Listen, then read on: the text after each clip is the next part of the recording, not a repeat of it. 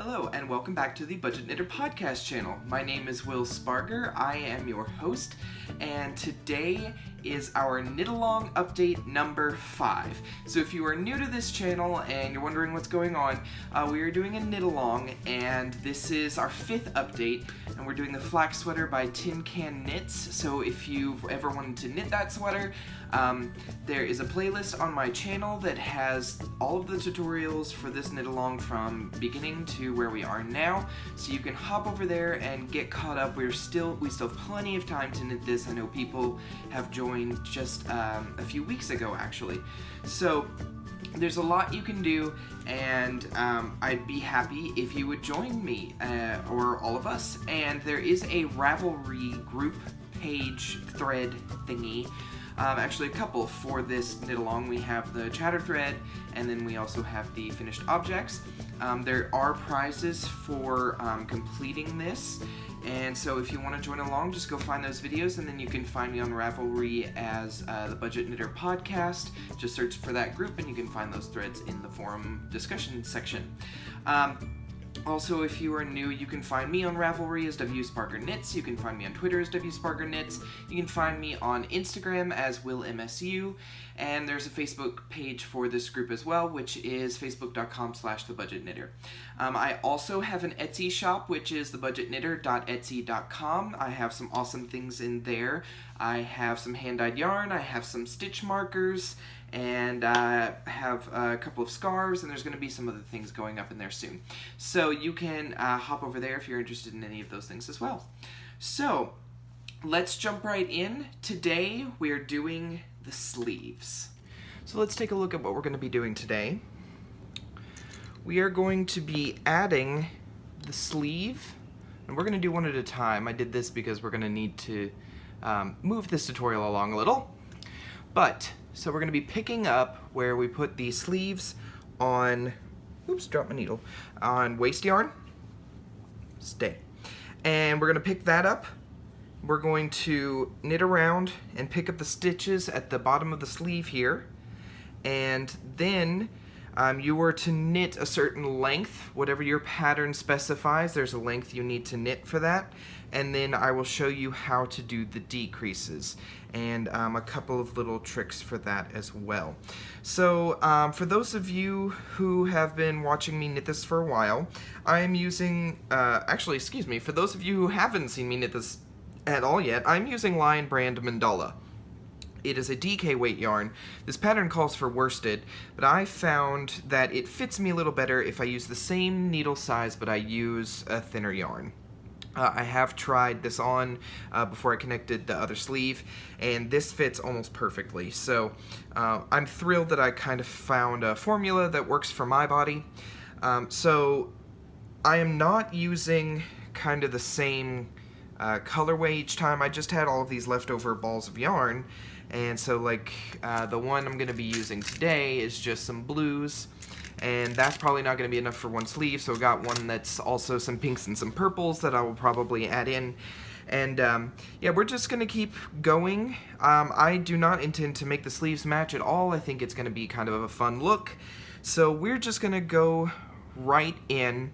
You should be, to this point, you should have finished the ribbing on the bottom. I did a beautiful twisted rib. I absolutely love that, and then I did a super stretchy bind off. I have not woven in my ends yet. I'm going to do that at the end. We're going to do all that together. So let's just get right into it. I'm going to flip some stuff around here.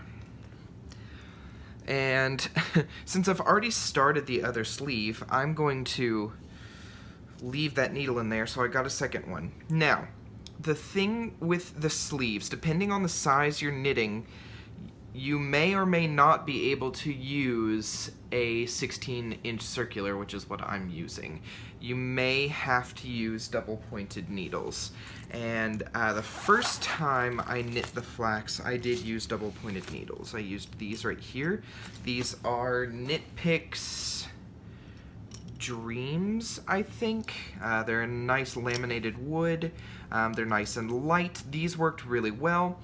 for some reason, I tried to use a different set of double-pointed needles, and I didn't like them. So I did try a 16-inch circular, and that's what I'm using on this first sleeve, and I love that so far. But just know that for just about any size, when you start doing decreases, you probably will have to transition to double-pointed needles. That being said, they do make 12-inch circulars, if you're comfortable with that. I do own a 12-inch circular. The only thing about 12-inch circulars, is that they are not always the most friendly. Is this it? Yeah, I think this is it. The other thing with this is that this is a US 6, not a US 8. I could probably get away with it on this sweater, seeing as how my forearms are much smaller than the rest of my upper arms. So I could probably get away with using this when the decreases get that far, but even then, for me, I'm going to end up decreasing down to about 52, so this may not even be short enough. So double-pointed needles, if your sweater is big enough, you can start on a 16-inch circular, but at some point you are probably going to have to decrease and start using double-pointed needles. Just kind of the nature of the game. If you have a different trick, or you can use magic loop. If you're a magic looper, good for you. I have tried it recently and I'm terrible at it. I'm okay with 2 circulars. I can make 2 circulars work, but I cannot make magic loop work with just 1 circular. But for today's purposes, I am going to use a 16-inch circular. Just know that if you do have a smaller size and you have to pick up using double-pointed needles, the only thing you really want to watch out for is that you want to divide your stitches evenly. I try to leave the garter panel on 1 needle. I have that on 1 needle, and then I divide.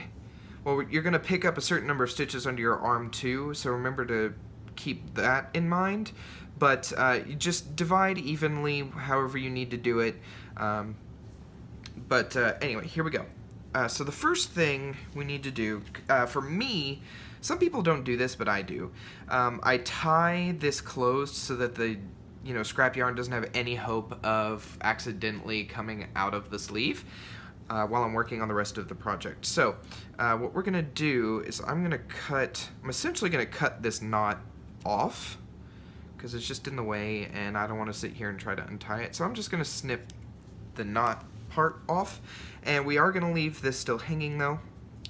And all you want to do is you want to get in a nice comfortable position, and you just want to find, this is why we use contrasting colored yarn for scraps, is you want to make sure that you are picking up each and every one of the stitches that the yarn is going through. So here's my first stitch. I'm just going to put my needle under that, and then I'm going to go to the next one.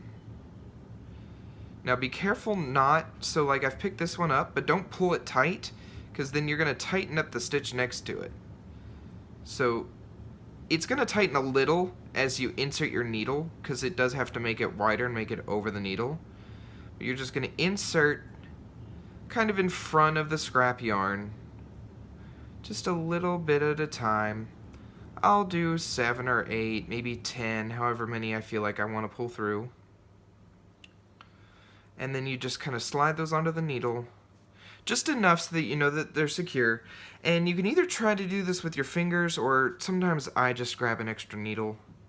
And you want to find the scrap yarn, kind of hiding after the last stitch on the needle and before the next one.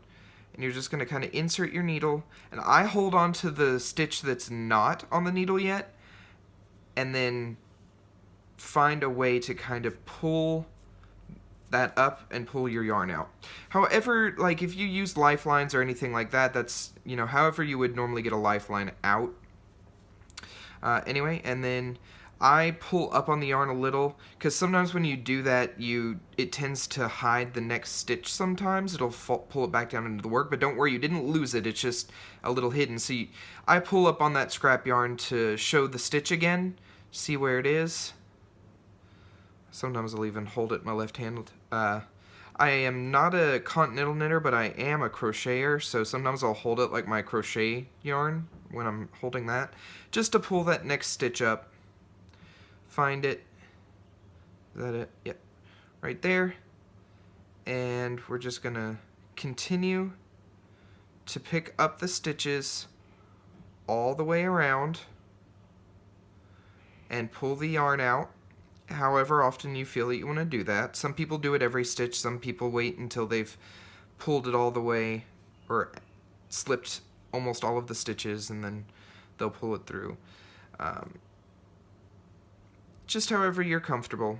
And then after we have slipped all of the stitches back onto the needle, we will pick up and I will show you how we will get started knitting and how to pick up the additional stitches on the underside of the sleeve.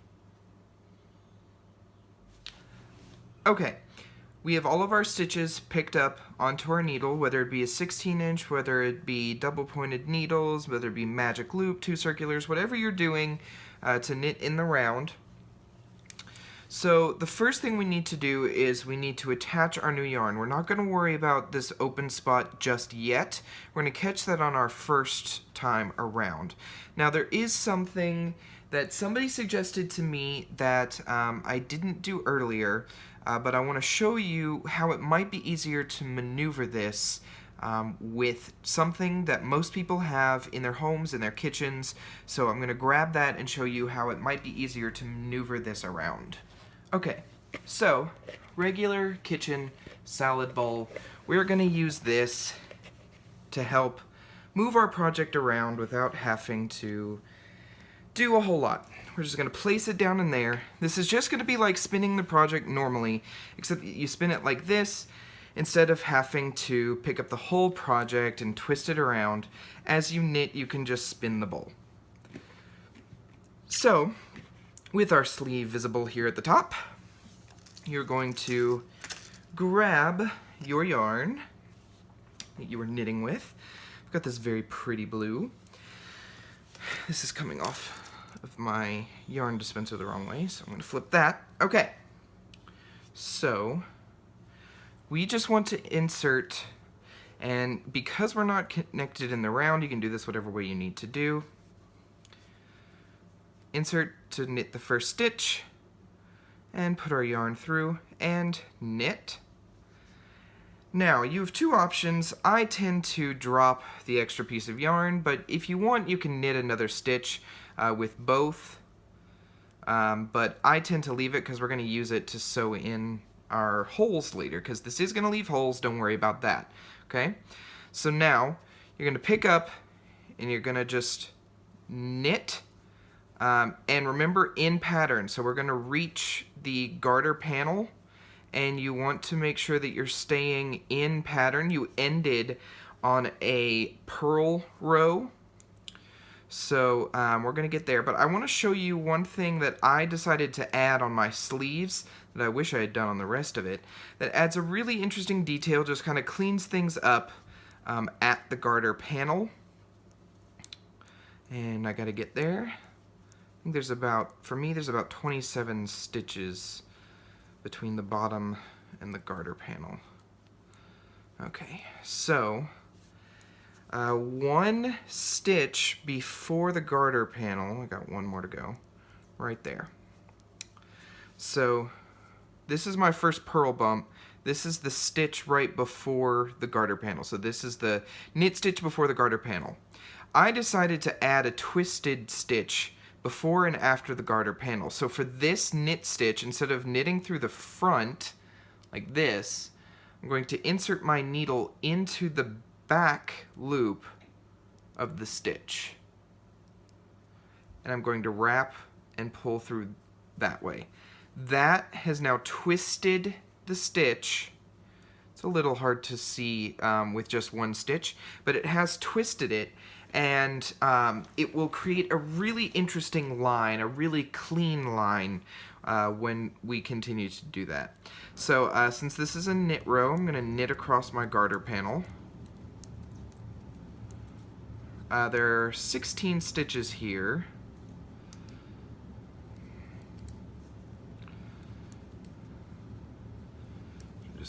knitting across.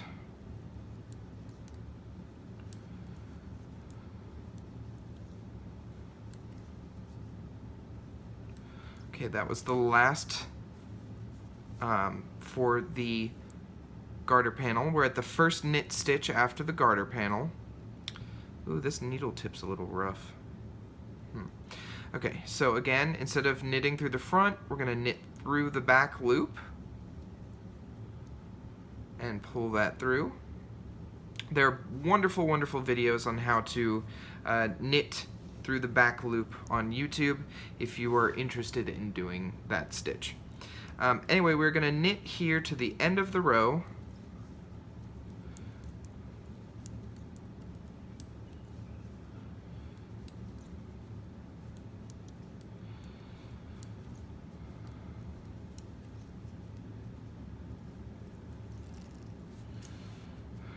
This is a little tight for me, but that's okay. We're gonna make it work.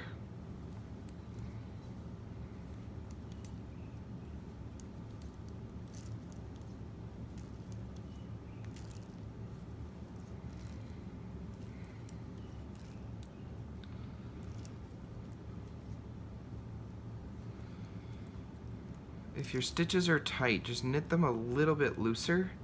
Everything will be fine. Okay, so we've reached the end of the stitches that we had available. And we are back to this open section at the bottom of the sleeve. This is where, when we did the body, you did a backwards loop cast on for 8 additional stitches. So here's what we need to do now. We need to find the first stitch that is not connected to the rest of the work. So it's a little interesting to try and follow. This is a ladder. So this here is the row we're following. So if this is a ladder, this is a row, and it's connected here and here. The issue I'm running into is that I don't know where this goes. Looks like this row goes here. So this row is connected to the body, so we need the next row over, which is here. And when you pull this apart, there's an interesting like crisscross that's happening with a purl bump over it. We're going to insert our needle under that X, should create a hole there. We are going to pick up stitches in the tops of those crisscrosses, all 8, all the way across, to give us our additional 8. So here's how we do that. So I find that spot again, so this is the row that's connected, this is the row that isn't. I'm going to insert my needle into that hole. Now, you want to make sure that this is close together, otherwise you're going to get a really big gap. We are going to sew our holes in later, but you do want to make sure that you kind of keep it as close as you can. That doesn't necessarily mean pull tight, that just means keep the place you're inserting your needle and the last stitch on the needle together. You wrap as if you're knitting, and then just ever so carefully, I try to keep the yarn pulled a little tight, but I haven't pulled my needle through yet, but you can see the yarn peeking through right there. So just keep it on the needle and pop the tip back through the work, and there you go. You've picked up 1 stitch. So now we need to find the next row. So this is connected. The next crisscross is here. I'm going to insert our needle just below that crisscross section. I'm going to do the same thing, keeping the stitch close, wrap the needle, and when you flip the work, you should be able to see the yarn peek through there, then just pop the tip back through. So we're going to do this for 2 more. 1 and 2. Okay, so that is actually the new end of round. So what you need to do is you need to get a stitch marker. You need to mark that spot, because this, you're going to do decreases on either side of this position when it's time to do decreases. So after you've added that stitch marker, we're going to pick up the next 4 stitches. Be 1, 2,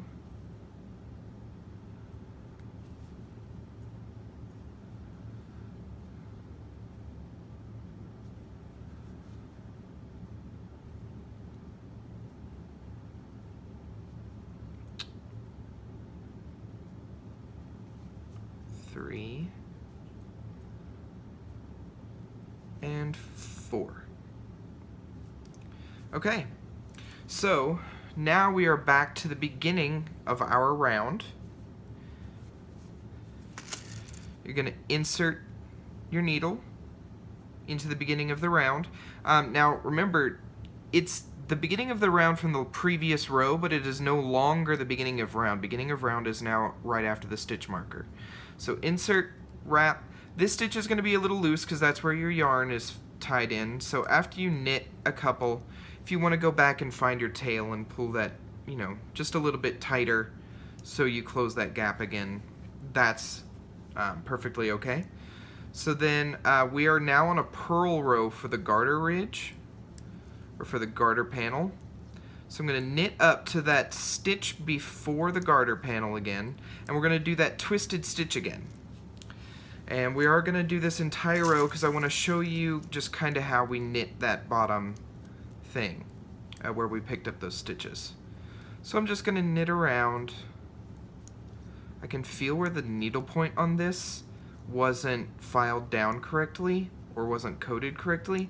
I can feel where it's cutting into the other needle. It's giving me that fingernails on chalkboard feeling, and I hate that.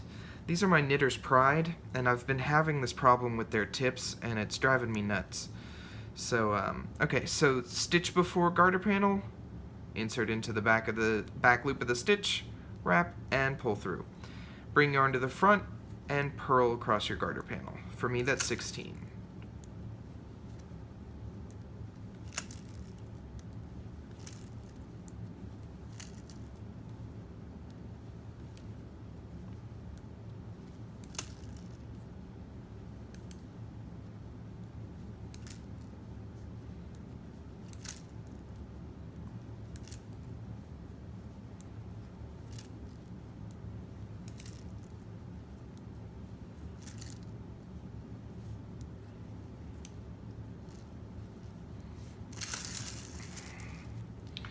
Okay, back to the first stitch after the garter panel, insert into the back loop of the stitch, wrap, and pull through for the twisted stitch, if you're doing that. If not, it is just a normal knit stitch.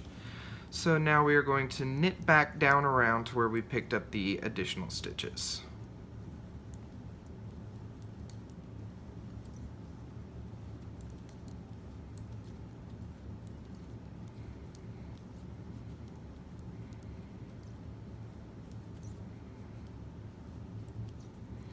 Now, as you approach that, they might be a little tight. That's perfectly normal. Just work them back up there. So the picked up stitches are, of course, 4 before your marker, and it will get a little loose. There will be a gap there when you arrive. Even if you pulled a little tight, there will still be a gap. Like that. There's my gap. That's totally normal.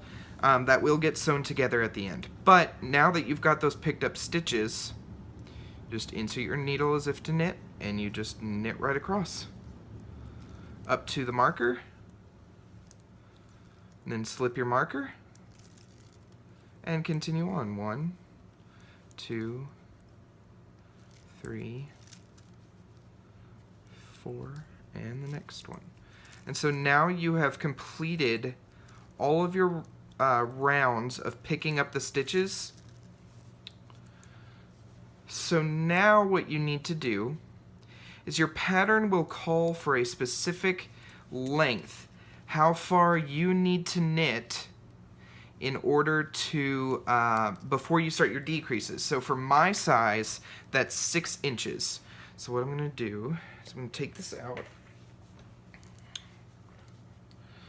Move that over there. So let's see here. So this is where we've picked up. We've just started that sleeve. It's really nice. Again, you will have holes. Do not worry. Holes are normal. This is how far I've gotten on the second sleeve. Or on it's my first sleeve, really. So again, see, there's that hole. Totally normal. We will sew that up at the end. So, let's say that you have now reached however long you were supposed to knit. For me, again, that was 6 inches. I am knitting the extra large size. Now, I don't have the pattern with me. I think my dog took it, or one of my dogs took it, but I do kind of remember this from last time. The idea is you are going to decrease every 6th row. So every 6th row will be a decrease row. And this is why it's important to have the marker. So on either side of the marker, the stitch directly to the left and directly to the right are going to be normal knit stitches. The two on either side of that are going to be our decrease stitches. So I have reached my 6 inches of knitted length on this side. I'm going to stuff this yarn in here. And I'm going to reassemble my bowl. And hopefully not lose all my yarn in the process. All right. Back onto the yarn dispenser. So, the other thing I recommend is before you start doing decreases, if you have a progress keeper, mark the last row you knit before you start decreases, or you need to count how many rows you have knit between picking up at the bottom of the sleeve to where you are now. This way, both of your sleeves will match in length. You can also, if you you can keep track with an app, or however you keep track of rows. You can also do it that way. But I'm going to use a progress keeper because I didn't think about counting first, so I will go back and count later on how many rows I will need to knit to reach the exact same length. But also, progress keepers are great. I think if you didn't write it down, or maybe you did write it down and you lost it, just having a progress keeper is a great way, instead of having to try and figure out exactly where you did your decrease versus how many rows this is. Just having a progress keeper is a good reminder to be like, okay, that's where I ended before I did decreases. So I recommend it. Don't have to. If you don't have any, I do have stitch marker and progress keeper sets available on my Etsy shop. They're kind of new, so they're also Vegas themed. I put little dice on there, so hopefully you'll have a little bit more luck with your knitting life. Okay, so I'm going to go ahead and pick my yarn back up here. Now, I recommend that when you finish your length to end with a purl row. To end with a purl row on your garter panel so that it's just easier to remember. It's easier to remember for me, so that's what I'm going to go with, but that's also what I recommend. Ending with a row 2. Okay, so to begin your first decrease round, I'm going to knit up to the end of my round here. So the first thing you're going to do is you're going to knit the first one after the marker. Then you are going to knit 2 together. Just like that. So again, 2 stitches instead of knitting just 1. You're going to insert your needle through the front of the next 2 stitches, wrap, and pull through. Then you're going to knit around like you have been for however long you were told to last time. You're just going to continue to knit around as we did previously. Sorry, my hands probably came out of the frame there for a minute.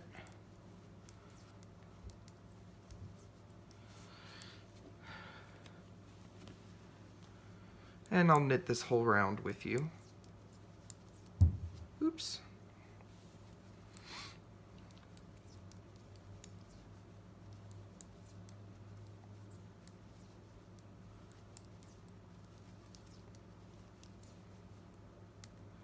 One more. This is my twisted stitch. And in a minute I will show you what that looks like. So just keep knitting around. Again, I recommend that you end on a row 2 so that the first round, the decrease round, will always be on a knit round. It's easier for me to remember. I don't know if it's easier for you to remember, but it's definitely easier for me. Oops.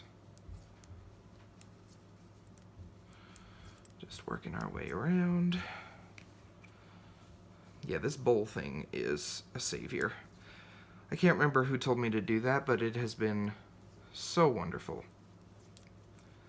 And so we are working our way around. You want to end 3 stitches before the marker.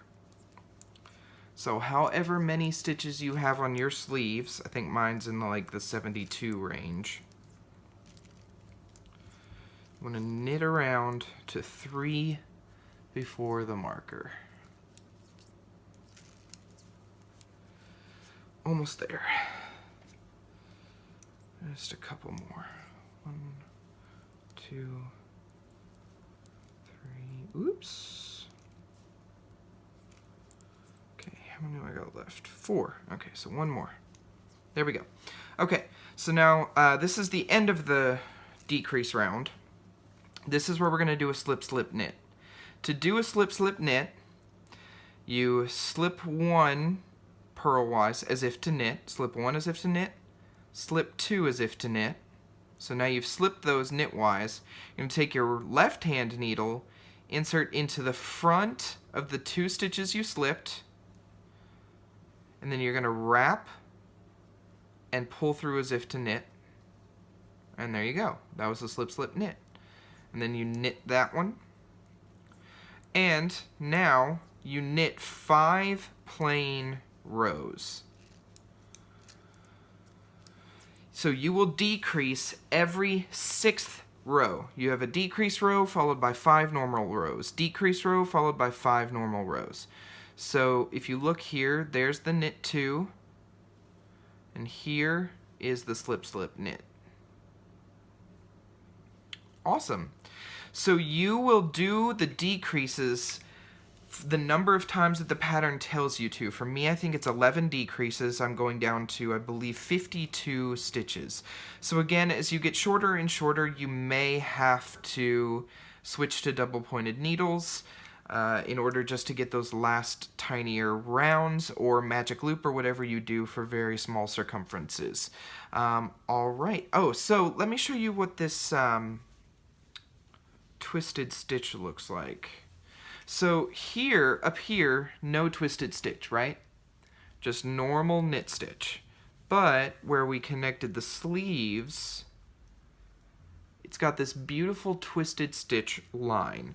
I think it adds kind of a more distinct line between the garter panel and the rest of the sleeve. It's not, it's not a huge stick out type of stitch, but it is just enough of a finer detail that I think other knitters will appreciate. And you yourself, you look at that and you go, look how clean that looks. I love how beautiful that twisted stitch is. It's just tight, it's rounded. It just adds a beautiful definition to the edge of the garter panel. So that's a choice you can make. If you don't want to do that, absolutely no worries. The regular knit stitch on either side looks just as beautiful. So happy knitting. When you get to the end of your decreases and you'll be able to try it on, then you need to knit to whatever length your arms are, and then you add your 1.5 to 2 inches of ribbing. and then all that's left is to sew up the holes and to weave in our ends, and we will be done. So expect the next knit along update in hopefully about a month, and the last update will be sewing closed our holes and weaving in our ends, and there may be a little bit about blocking as well. But I hope that you're enjoying this. I'm definitely enjoying doing this with everybody, and we are down to the home stretch, guys. You just have 2 sleeves, and I promise they go faster than the body of the sweater. So get knitting. It's a lot of fun. Get you a bowl so that you can, turn things around without having to lift and move stuff everywhere. Get you a bowl. This is going to be a lot of fun.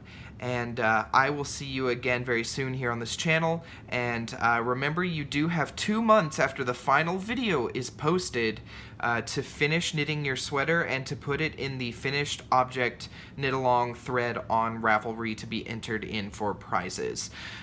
So you've still got plenty of time. If you haven't joined yet and you want to do this, you still have plenty of time. I guarantee this is a faster knit than you think it is. The pattern is free. It's the Flax Sweater by Tin Can Knits. Pick it up.